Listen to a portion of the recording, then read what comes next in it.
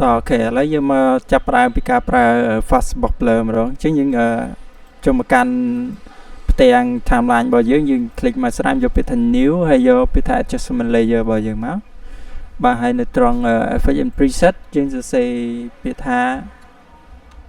Fastbox Blur បាទនេះចឹងនៅខាងក្រោមគេណានៅវានៅក្នុង Blur and Sharpen ចឹងយើងទាញយកវាមកដាក់ទៅលើ adjustment layer របស់យើងមកបាទហើយនៅក្នុង adjustment layer របស់យើងមានRadius Blur នេះយើងអាចសេរីទំហំមើលទៅយើងឃើញ blur ប៉ុណ្ណាណាចឹងយើងចង់បានឲ្យវា blur អត់ចង់ blur ទាំងសងខាងអញ្ចឹងឯងអានឹងគេហៅ blur ទាំងអស់ហើយយើងចង់បានតែ blur តាជួរប្រេងឬក៏ blur បែបប្រឈរចឹងបើយើងចង់បាន blur បែបជួរដេកយើងអាចយកកន្លែង horizontal នេះមកនេះជួរដេកណានេះឃើញវាទាញទៅខាងឯងយើងអាចសេរីទៅឃើញនេះទាញមកខាងចឹងហើយបើយើងចង់ជួរឈរយកកន្លែងយក vertical នេះមកបាទ vertical នេះគឺជួរឈរចឹងបើភាគច្រើនគេប្រើទាំងពីរនេះណាគេអត់ប្រើលើទេវាឃើញ effect បែបប្លែកស្អាតចឹងយើងសេរីមកកន្លែង blur radius នេះយើងទាញមក0មកបាទហើយយើងបង្កើតគេថា audio amplitude ណាចឹង click ទៅលើ sound music របស់យើងយកពាក្យថា keyframe assistant របស់យើង convert audio to keyframe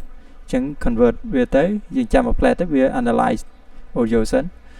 បាទហើយយើងចូលមកកាន់ audio របស់យើងលុប left channel ហើយ right channel ចោលទុកតែក្រោមមកបាទណា delete មកណាអូខេហើយយើងបើកព្រួយវាមកកន្លែង effect របស់យើង bot ហ្នឹងយើងតម្លាក់ចោលតម្លាក់អញ្ចឹងមកអស់មកបាទហើយបន្តមកទៀតយើងបើកមកកន្លែង adjustment layer របស់យើងនេះវិញយើងមកកាន់ reduce blur របស់យើងចុច alt stopwatch ចុចប៊ូតុង alt មកហើយចុច click ទៅលើ stopwatch យើងមកហើយដកមកបានន័យថា blur ហ្នឹងវាគេថាបើដកវាកាន់តានេះបើលេខធំវាអត់ឃើញទេអញ្ចឹងបើដកកាន់តែច្រើនវា blur ក៏កាន់តែខ្លាំងដែរអញ្ចឹងយើងដកត្រឹម40មកសិនបានហើយបូកមកហើយយើងទាញ key express របស់យើងទៅកាន់ slider របស់ audio amplitude របស់យើងមកហើយយើងបន្លែងមកវិញអូខេចឹងយើងអាច preview សាកមើលណាវា blur យ៉ាងណាអូខេឥឡូវយើងដាក់អានេះរៀងធ្វើពាក់កណ្ដាលមកយើងដាក់ resolution full វា preview ទៅវាកាំងអញ្ចឹងយើងមិនចាំបាច់ដាក់ទេអា full នេះយើងដាក់នៅពេលដែលយើង design graphic យើងចង់ឆ្នៃអក្សរដាក់តាណាវារូបភាពមិនច្បាស់ប៉ុណ្ណាយើងយកកន្លែង full មកតែបើយើងចង់ preview យើងអាចយកកន្លែង half ឬក៏ third ឬក៏ quarter នេះមកណាអញ្ចឹងបើកុំព្យូទ័រខ្លាំងល្មមអីយើងអាចយកត្រឹម3មុខនេះមកតែបើសិនជាកុំព្យូទ័រយើងរៀងខ្សោយទេយើងអាចយកត្រឹម quarter ខំគេហ្នឹងមកណាបាទហើយយើងអាសាទាញ key frame របស់យើងទៅមុខទៅក្រោយចេះមកដើម្បីឲ្យវា load អាបៃតងខាងក្រោមនេះដើម្បីឲ្យ load អានឹងពេញកន្លែង key frame របស់វាហើយយើង preview ទៅវាអត់កាំងទេ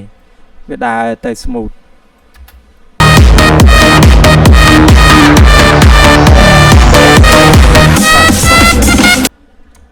បាទ Fastbox Blur វាទាញទៅ blur អញ្ចឹងតែបើយើងចង់ឲ្យវាលក្ខណៈចេញមកសមួយទៀតអាហ្នឹងយើងប្រើទៅលើគេថា price យើង add adjustment layer មួយទៀតហើយយើងយក price មកកន្លែង effect នេះយើងសរសេរ price មក price វាភ្លឺកាភ្លឺបាទនេះ brightness and contrast ចុចលើវាមកបាទឥឡូវយើងទាញកន្លែង bright នេះយើងទាញទៅឡើងមកឃើញវាភ្លឺ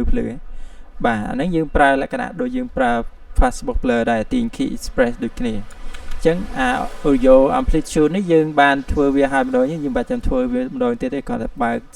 approve แตะចុះមកនេះយើងឃើញ slider នឹងស្រាប់អញ្ចឹងណា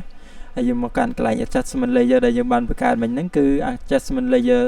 3ហើយយើងចូលមកកាន់កន្លែង brightness យើងចុច alt stopwatch មកបាទតមកទៀតយើងដាក់ឲ្យវាភ្លឺធម្មតាឥឡូវខ្ញុំដាក់ត្រឹម50ហើយយើងបូកមកហើយទាញ key express ទៅ slider audio amplitude យើងប្លែងវាសិនមកបាទវាភ្លឺប៉ុណ្ណាភាសានេះវាភ្លឺពេកយើងអាចប្រើសញ្ញាដកវិញដកពីមុខ5ហ្នឹងមក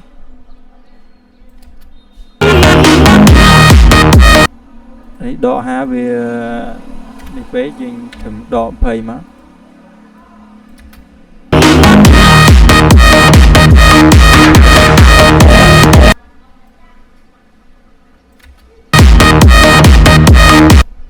ឬក៏មិនចឹងទេយើងអាចសាកលុបវាអាមុខនេះចោលសិនកន្លែងដែលយើងកំណត់ខាងមុខគេមិនលុបចេញសិនណាហើយយើងឲ្យវាអូតូខ្លួនវា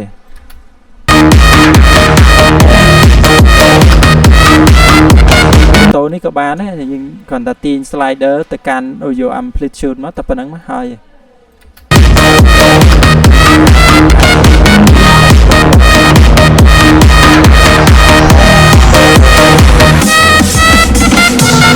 បាទអញ្ចឹងវីដេអូហ្នឹងមានតែប៉ុណ្្នឹងទេអរគុណច្រើន